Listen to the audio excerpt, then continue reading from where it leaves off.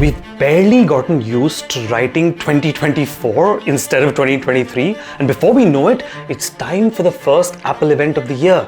Now, while Apple generally keeps the major releases for June and autumn, but this time it does look like they have some pretty exciting stuff coming up that many of you have been waiting for, including the new iPad Pro, the M3 Macbook Air, and a recent set of rumors are now talking about a secret new iPhone. Geez, Apple, if you're going to launch everything in March, what are you even going to launch in the summer? The Apple Vision Regular? Such a bad joke. Well, let's get into it.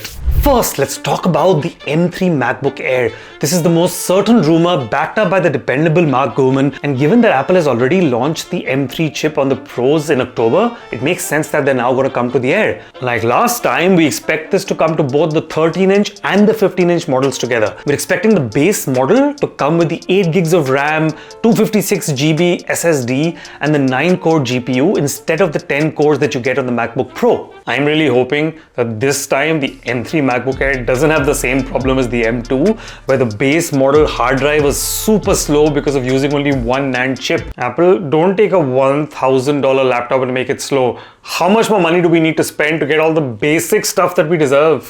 The M3 MacBook Air is expected to start at the same $1,099 or pounds or 1,15,000 rupees for the 13-inch and $1,299 or 1,35,000 rupees for the 15-inch, with the M2 dropping down about $100 to start at $999. So if you're planning to buy an M2, and I really think you should, check out my full video to know why, you should wait for a month to get $100 off rather than spend more now. Second, let's get into what they call the headlining act at a concert, prime time on TV, and the moment when someone slaps someone else at the Oscars. The main attraction, and in March we expect it to be the iPad Pro, which is supposed to be the biggest end-to-end redesign in 5 years since 2018. So, what's going to be new?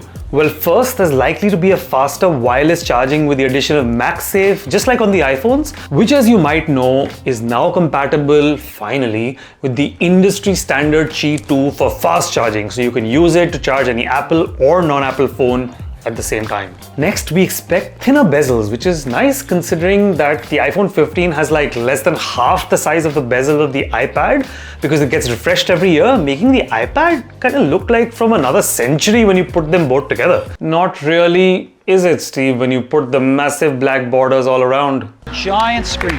Of course, it's going to use the all-new powerful M3 chip, which will enhance the experience of playing games with features like ray tracing.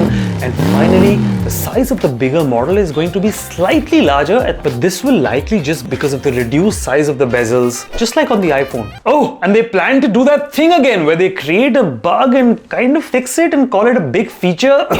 Dynamic Island. So this year, they're fixing that big problem where you couldn't take FaceTime calls in landscape mode. Given that this isn't already there, it kind of seems like the Apple designers who created the iPad never did anything in landscape mode, so they never watched movies, never watched YouTube, never streamed a sports game. Wait, what else do you do on an iPad? But here's the bummer, the price is supposed to go up a whopping $200, putting the starting price at $999 for the 11-inch model instead of the earlier $799. That's getting frighteningly close to a MacBook Air. Oh yes, they're also updating the Apple Pencil with a truly useful feature, Find My Apple Pencil, especially for those people who tend to lose it, which basically never connects, and once it does, since there's no speaker on the AirPod, they try to get the sound to come out from the AirPod speaker, which is in the case. Could it be any softer? I'm sure even the people in that movie, The Quiet Place, couldn't hear that noise. On the more useful side, they're also planning to add interchangeable magnetic tips to the pencil so the artists and designers can customize the pencil to their needs. But wait, in a list of humdrum, boring updates is one that really caught my interest. The Apple Pencil is apparently going to support the Vision Pro. You might go, so what? I don't even have a Vision Pro. But as I'll explain in another video, I think that in 10 years, everyone will have a Vision Pro with a bunch of accessories around it to support. Imagine having a headset and waving a pencil around in the air in your living room, while inside it, you're actually drawing a full watercolor painting in the middle of the Grand Canyon with Ludovico and Audi playing Iggiorni right next to you with little virtual butterflies flying all around you, sitting on your hands and the canvas, giving you the shivers. Well, that's the point. Now, next is the Magic Keyboard Gen 2, and this is an important one because the first one released in 2020, accompanied by an update to the iPad OS, and I remember it really well because that was the first time ever that people started to take the iPad seriously as an alternative to the MacBook. In the new model, we expect some design changes, including the ability to stick your Apple Pencil into the hinge for storage and recharging, which would be helpful and definitely make people lose these less. They seem to be adding some customer requests in as well, like improving the viewing angle and adding a clipboard mode, which is so important to be able to use this to take notes and draw on it without seeming like this massive object in front of you. It's also going to look and feel more premium, just like the MacBook, with rumors that Apple is going to make the bottom out of aluminum. And by the way, one reason for this could actually be the patent leaks which show the MagSafe charging that they could add, which can charge not just your iPad, but other devices as well. Do you think that the iPad is going to replace the MacBook entirely in the next few years? Let me know what you think in the comments, and please don't forget to subscribe and support me on your way down there. Next is the Mac Mini. This is very straightforward. The Mac Mini will basically just get bumped up to the M3 chip since it's already got a lot of updates in the last version like Wi-Fi 6E. Next, the new 10.9-inch and 12.9-inch iPad Air,